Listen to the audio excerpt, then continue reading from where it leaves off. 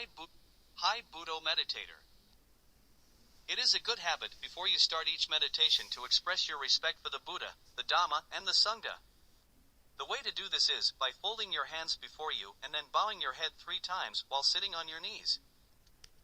The respect for the Buddha is especially meant for the result of all his efforts to reach mental perfection. He destroyed all the mental obstructions within himself. You are going to focus on the same perfections by listening to the sound of Buddha with the same ultimate goal: destroy your own mental obstructions. The respect for the Dhamma lies in the knowledge that the Buddha has comprehended reality, the things as they are. The respect for the Sangha lies in the knowledge that the Sangha is the longest existent organization in the world which tries to live the philosophy of the Buddha and to spread it around the world, so it stays available for everyone. Instructions. You put the beads in the shape of an infinite sign and lay them in both your hands. If you are right-handed, you start where the beads come together in your right hand.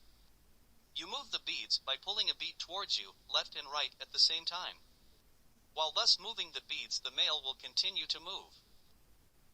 When the timer goes, you finish the round until you are again at the begin of the beads with your right thumb. It is helpful in the beginning to keep the speed of touching a bead with your thumb and forefinger, left and right, the same as pronouncing/chanting one Buddho. You will find at some point that rhythm and cadence are important factors. You could say that you are trying to make each Buddho its exact copy of the one you just pronounced/sang. In addition, rhythm and cadence are in the way you pass the beads through your hands, but you will start to notice that yourself. You keep your eyes closed during meditation. You listen to the sound. Just listening, nothing else. As soon as anything other than listening to the sound presents itself and your attention goes to it, mentally tell yourself stop to that object of attention that has just come in, not out loud. And then as soon as you can, you go back with your attention to the sound of Buddho. It is very important to do this with kindness to yourself. After all, if you get irritated about possible distractions, and there will certainly be some, I promise, you are only bringing in anger or irritability.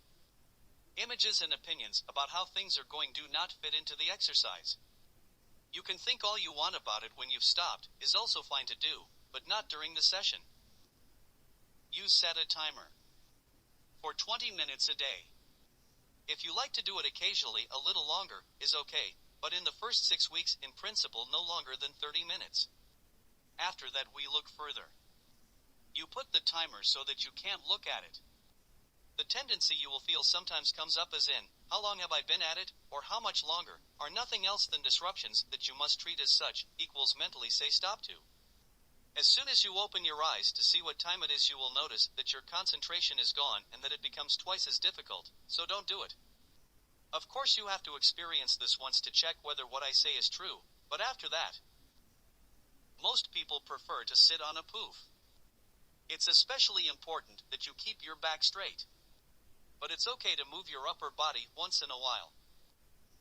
Loving kindness is one of the qualities of the Buddha. It's a term called metta in Pali. Pali is the language in which the ideas of Buddhism are recorded. I sometimes use Pali words because there is no good equivalent in our language. Metta is also something you can give, send to someone. It is a good practice to send this energy gained during a session to your loved ones, starting with yourself and then to family and friends.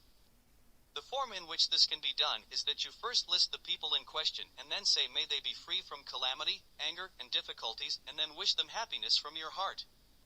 That happiness also has a name in Pali, and that is called sukha.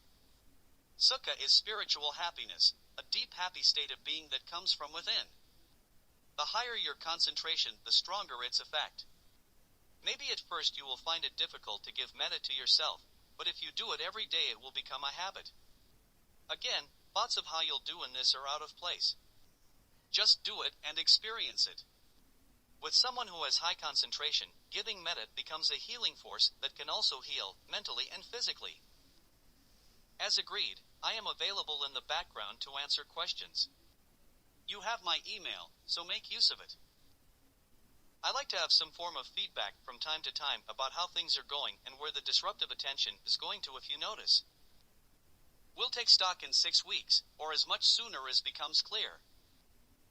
I also send you a picture which is an overview of the qualities of your consciousness. This is, fortunately, basically the same for everyone. In the left ellipse you see the qualities equals mental factors that hold you back as a human being and that limit your mental space. On the right you see the factors which give mental space and which elevate you as a human being.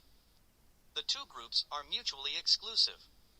So you can never be angry and kind at the same time, but always after each other.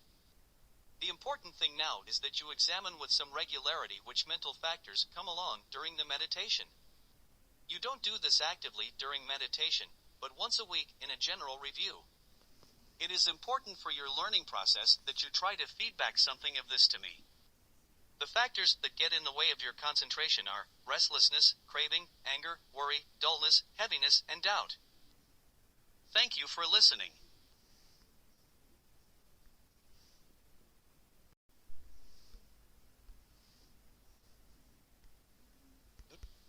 Hi Buddho Meditator. It is a good habit before you start each meditation to express your respect for the Buddha, the Dhamma, and the Sangha. The way to do this is by folding your hands before you and then bowing your head 3 times while sitting on your knees. The respect for the Buddha is especially meant for the result of all his efforts to reach mental perfection. He destroyed all the mental obstructions within himself. You are going to focus on the same perfections by listening to the sound of Buddha with the same ultimate goal, destroy your own mental obstructions.